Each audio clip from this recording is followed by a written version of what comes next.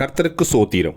இன்றைய வேத வசனம் ஏசாயா 48ஆம் அதிகாரம் 13ஆம் வசனம்.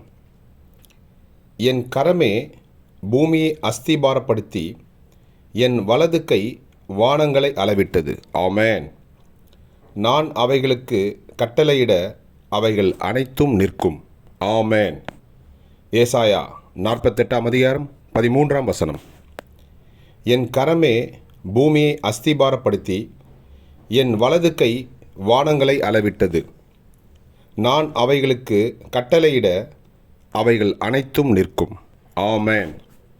ஏசாயா 48:13. கர்த்தர் உங்களை ஆசீர்வதிப்பாராக, உங்களோடு கூட இருப்பாராக. ஆமென்.